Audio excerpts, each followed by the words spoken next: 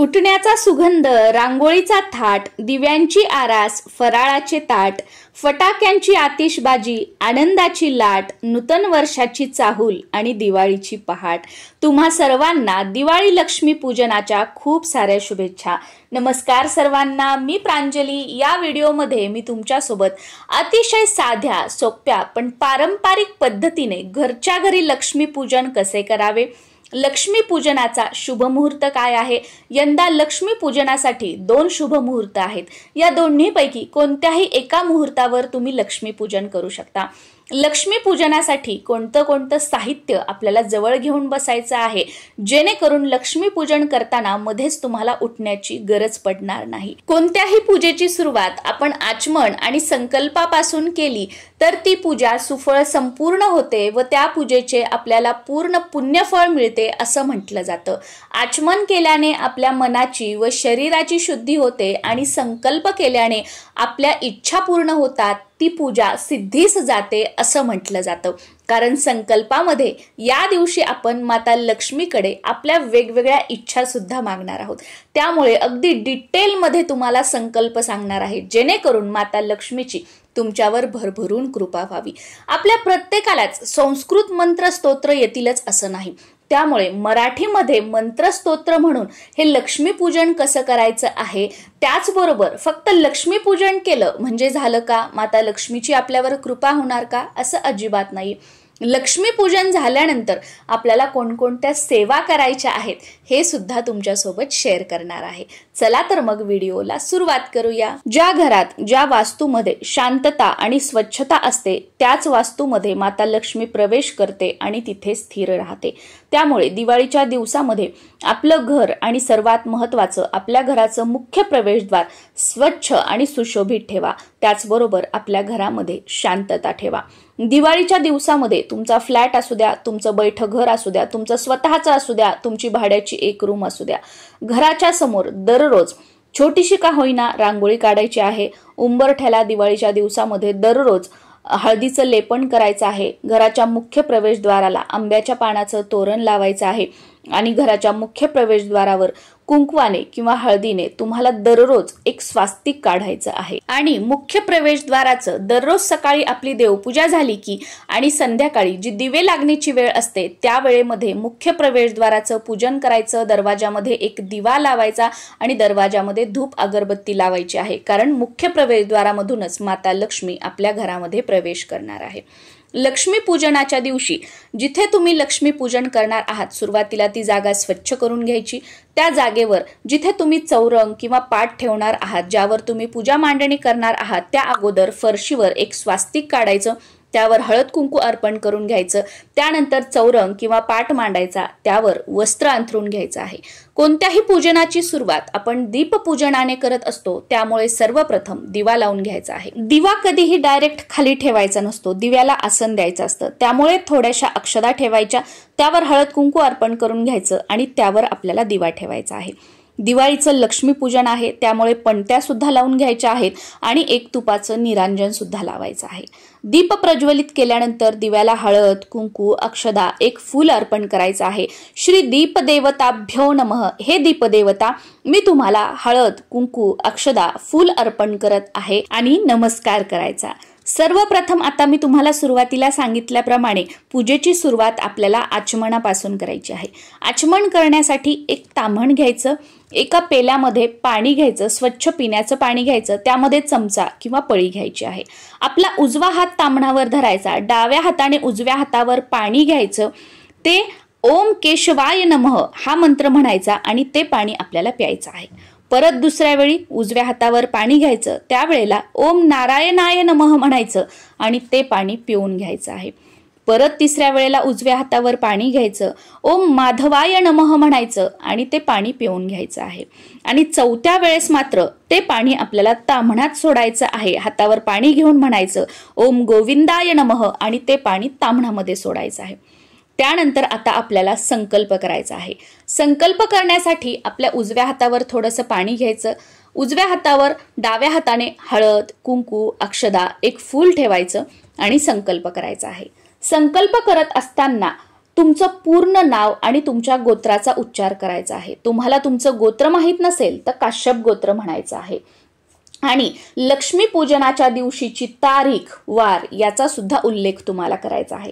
जसं की मी माझं पूर्ण नाव, गोत्र, आजची तारीख, आजची वार, आज दिवाळी लक्ष्मी पूजनानिमित्त माझ्या घरात सहकुटुंब सहपरिवार सुख शांती समृद्धी ऐश्वर्य नांदावं, माझ्या कुटुंबामध्ये एकोपा राहावा, मला व माझ्या परिवाराला उत्तम आरोग्य दीर्घ आयुष्य लाभावं यासाठी लक्ष्मी पूजन करत आहे.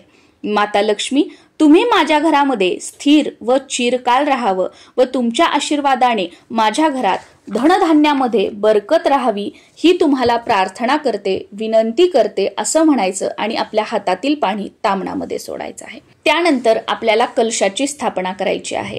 बऱ्याच जणांचं असं म्हणणं असतं की आमच्या देवघरामध्ये ऑलरेडी कलश आहे, तो कलश आम्ही इथे ठेवला तर चालतो का? तर नाही, तो कुलदेवी स्वरूप आपल्या कुलदेवीसाठी आपण कलश स्थापन केलेला आहे. इथे आपल्याला वेगळा कलश मांडायचा आहे. कलश स्थापना करण्यासाठी छोटीशी तांदूळाची रास टाकून घ्यायची आहे. त्या तांदळाच्या राशीवर हळद कुंकू अर्पण करून घ्यायचं आणि त्यावर आपल्याला एक तांब्याचा तांब्या ठेवायचा आहे. त्या तांब्याच्या तांब्यावरती कुंकवाने एक स्वास्तिक काढून घ्यायचं आणि 5 उभ्या रेषा खालून वरी कुंकवाने तुम्हाला ओढून घ्यायच्या आहेत. त्या तांब्याच्या तांब्यावर म्हणजेच कलशावर आंब्याची 5 पानं ठेवायची आहेत किंवा नागवेलीची 5 पानं तुम्ही ठेवली तरी सुद्धा चालतं. त्या कलशामध्ये आपल्याला हळद कुंकू अक्षदा 1 रुपयाचं नाणं आणि सुपारी टाकून घ्यायची आहे व त्यावर एक पाणीदार केसाळ नारळ ठेवायचं आहे. नारळ कधीही कलशावर ठेवण्याचं पाणी आटलेलं नसावं किंवा कोणी आपल्याला ते गिफ्टमध्ये किंवा सत्कार समारंभामध्ये दिलेलं नसावं. आपल्या स्वतःच्या पैशांनी नारळ आणून आपल्याला या कलशावर त्याची स्थापना करायची आहे. त्यानंतर या कलश देवतेला श्री कलश देवताभ्यो नमः हळद कुंकू अक्षदा फूल अर्पण करून घ्यायचं आहे. वस्त्रमाळ, ज्याला कापसाचे वस्त्र म्हटले जातं, तर ते कापसाचं वस्त्र अर्पण करून घ्यायचं आहे आणि कलश देवतेला नमस्कार करून आपल्याला पूजेला सुरुवात करायची आहे. बघा, याला म्हटलं जातं कापसाची माळ किंवा कापसाचे वस्त्र. हे तुम्हाला पूजा साहित्याच्या दुकानामध्ये इझिली मिळून जातील किंवा तुम्ही घरी सुद्धा बनवू शकता. त्यानंतर आपल्याला 2 विड्याची पानं घ्यायची आहेत. ती आपल्याला आपल्या उजव्या हाताला ठेवायची आहेत. बरेच जण फक्त सिंगल एक विड्याचं पान ठेवतात, पण पूजेमध्ये कधीही सिंगल विड्याचं पान ठेवायचं नसतं, जोडपान ठेवायचं असतं. त्याच्यानंतर मध्यभागी 2 विड्याची पानं ठेवायची आणि त्यानंतर आपल्या डाव्या हाताला सुद्धा 2 विड्याची पानं ठेवायची आहेत.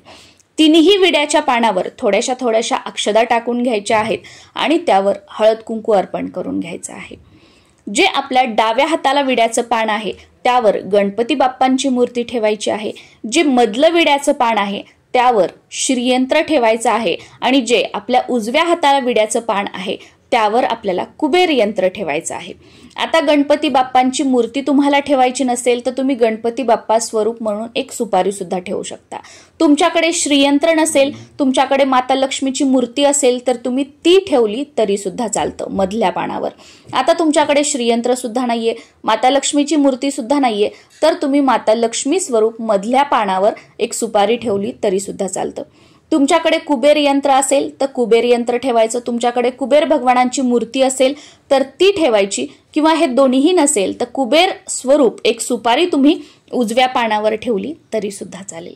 त्यानंतर खऱ्या अर्थाने आता आपल्याला पूजनाला सुरुवात करायची आहे. सुरुवातीला ताम्हणामध्ये थोड्याशा अक्षदा ठेवायच्या, त्यावर गणपती बाप्पांची मूर्ती ठेवायची आणि गणपती बाप्पांच्या मूर्तीवर सुरुवातीला स्वच्छ पाण्याने, त्यानंतर पंचामृताने किंवा दुधाने आणि परत स्वच्छ पाण्याने अभिषेक करायचा आहे. गणपती बाप्पांच्या मूर्तीवर अभिषेक करताना तुम्ही ओम गण गणपतये नमः, ओम गण गणपतये नमः हा मंत्र सुद्धा म्हणू शकता किंवा गणपती स्तोत्र किंवा गणपती अथर्व शीर्ष म्हणून गणपती बाप्पांच्या मूर्तीवर अभिषेक केला तरी सुद्धा चालतो.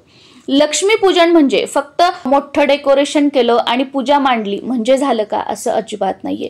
ह्या ज्या सगळ्या प्रोसिजर आहेत ना, अभिषेक करताना पूजा करताना मंत्र स्तोत्र ते तुम्ही पूर्ण म्हणा आणि व्यवस्थित पूजा करा, म्हणजे खऱ्या अर्थाने तुमची पूजा सुफळ संपूर्ण होईल आणि पूजेचं पूर्ण पुण्यफळ तुम्हाला मिळेल. गणपती बाप्पांच्या मूर्तीवर अभिषेक करून झाल्यानंतर विड्याच्या पानावर बाप्पांची मूर्ती ठेवायची. श्री महागणपतये नमः, गणपती बाप्पांना हळद, कुंकू, अक्षदा अर्पण करायच्या. एखादं लाल फूल असेल तर ते अर्पण करायचं. धूप दीप ओवाळून घ्यायचं. बाप्पांना नमस्कार करून माता लक्ष्मीचं पूजन आपल्याला करायचं आहे. श्रीयंत्र थोड्याशा अक्षदा ताम्हणामध्ये घ्यायच्या, त्यावर श्रीयंत्र ठेवायचं आणि त्यावर अभिषेक करून घ्यायचा आहे. आता तुमच्याकडे श्रीयंत्र सुद्धा आहे, माता लक्ष्मीची मूर्ती सुद्धा आहे. तर ताम्हणामध्ये 2 ठिकाणी थोड्याशा अक्षदा ठेवायच्या. एकावर श्रीयंत्र ठेवायचं आणि एकावर माता लक्ष्मीची मूर्ती ठेवायची व या दोन्हींवर अभिषेक करायचा आहे. माता लक्ष्मीच्या मूर्तीवर किंवा श्रीयंत्रावर अभिषेक करताना तुम्ही श्री सुक्तम म्हणू शकता. 1 वेळा श्री सुक्तम म्हणू शकता किंवा 16 वेळा श्री सुक्तम म्हटलं तरी सुद्धा चालेल. किंवा माता लक्ष्मीचा जो कोणता मंत्र तुम्हाला येत असेल तो मंत्र म्हणून तुम्ही अभिषेक केला तरी सुद्धा चालेल. माता लक्ष्मीचा सर्वात सोपा मंत्र ओम श्रीम नमः, ओम श्रीम नमः हा मंत्र म्हणून अभिषेक केला तरी सुद्धा चालेल. माता लक्ष्मीच्या मूर्तीवर किंवा श्रीयंत्रावर अभिषेक करताना सुरुवातीला स्वच्छ पाणी, त्यानंतर दूध किंवा पंचामृत आणि परत स्वच्छ पाणी असा अभिषेक करायचा आहे. माता लक्ष्मीच्या मूर्तीवर अभिषेक करून झाल्यानंतर ते श्रीयंत्र किंवा माता लक्ष्मीची मूर्ती उचलून घ्यायची आहे, स्वच्छ पुसायची आणि मधल्या विड्याच्या पानावर ठेवायची आहे. आता तुमच्याकडे मूर्ती सुद्धा आहे आणि श्रीयंत्र सुद्धा आहे, तर अजून एक विड्याचं पान तुम्हाला मांडायचं आहे. एका विड्याच्या पानावर श्रीयंत्र ठेवायचं आणि एका विड्याच्या पानावर तुम्हाला माता लक्ष्मीची मूर्ती ठेवायची आहे. माता लक्ष्मीच्या मूर्तीला हळद, कुंकू, अक्षदा अर्पण करून घ्यायच्या. एखादं लाल फूल असेल तर ते अर्पण करून घ्यायचं. तुमच्याकडे गजरा असेल तर तो अर्पण करून घ्यायचा आहे. धूप दीप ओवाळून घ्यायचं आहे आणि माता लक्ष्मीला नमस्कार करायचा आहे आणि आपल्या घरामध्ये स्थिर राहण्यासाठी प्रार्थना सुद्धा करायची आहे. त्यानंतर तुमच्याकडे कुबेर मूर्ती असेल किंवा कुबेर यंत्र असेल तर ते ताम्हणामध्ये घ्यायचं आहे. किंवा कुबेर देवता स्वरूप तुम्ही सुपारी घेतलेली असेल तर ती ताम्हणामध्ये ठेवायची आणि सुरुवातीला स्वच्छ पाण्याने, त्यानंतर पंचामृताने किंवा दुधाने आणि परत स्वच्छ पाण्याने अभिषेक करायचा आहे.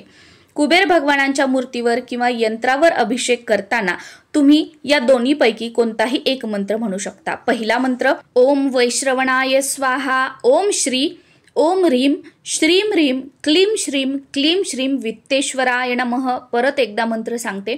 ओम वैश्रवणाय स्वाहा, ओम श्री, ओम ह्रीम श्रीम क्लीम श्रीम वित्तेश्वराय नमः. किंवा हा दुसरा मंत्र तुम्ही म्हणू शकता. ओम श्रीम ह्रीम क्लीम वित्तेश्वराय नमः. परत एकदा मंत्र सांगते. ओम श्रीम ह्रीम क्लीम वित्तेश्वराय नमः.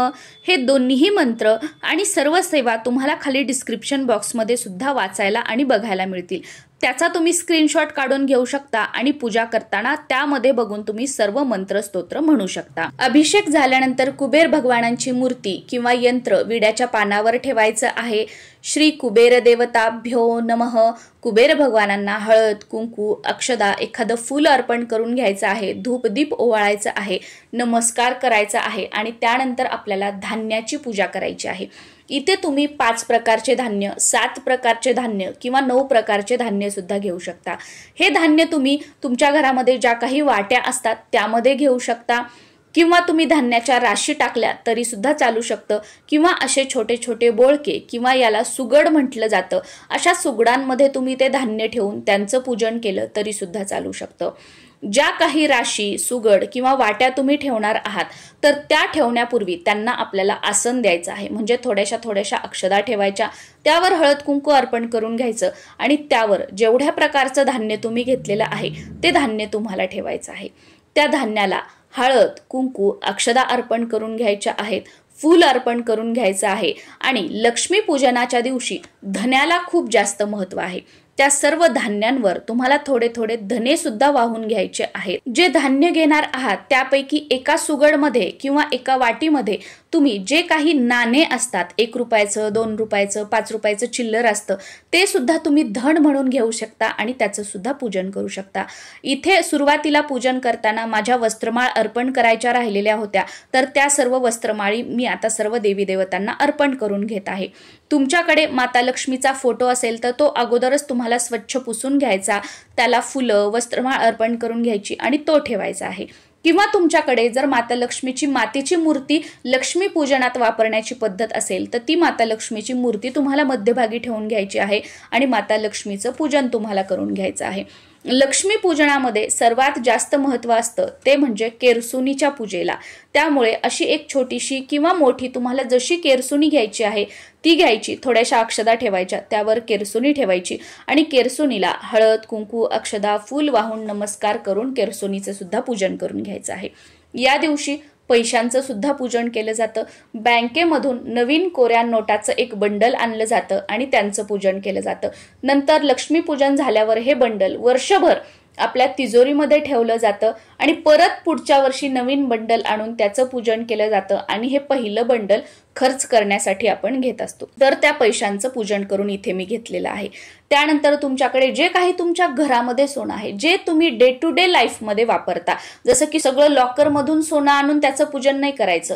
आपल्या घरात ठेवलेलं सोनं असतं जे तुम्ही सणावाराला घालता, कुठे कार्यक्रमाला जाताना वगैरे रेग्युलर वापरता, त्या सोन्याचं तुम्हाला पूजन करून घ्यायचं आहे। त्या पैशाला सोन्याला हळद कुंकू अक्षदा अर्पण करून घ्यायच्या, फूल अर्पण करायचं, त्यावर धने अर्पण करायचे, नमस्कार करायचा। त्यानंतर 5 प्रकारची फळं किंवा कोणतंही एक फळ 5 या पटीमध्ये तुम्हाला ठेवायचं आहे नैवेद्य म्हणून। या दिवशी लाह्याच्या नैवेद्याला खूप महत्त्व असतं, त्यामुळे लाह्या बत्ताशाचा सुद्धा नैवेद्य दाखवून घ्यायचा आहे।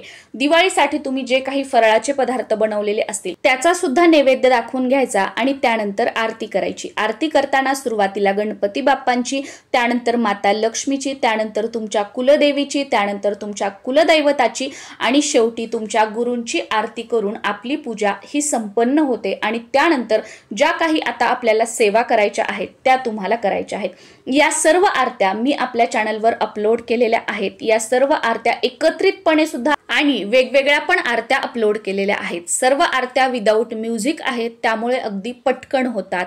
त्यामुळे तुम्हाला या सर्व आरत्या येत नसतील तर तुम्ही व्हिडिओज लावून त्यानुसार आरती करू शकता। आता मी तुमच्यासोबत अगोदर सेवा काय करायच्या आहेत लक्ष्मी पूजनानंतर त्या शेअर करते आणि त्यानंतर लक्ष्मी पूजन करण्याचे जे 2 शुभ मुहूर्त आहेत ते शेअर करते।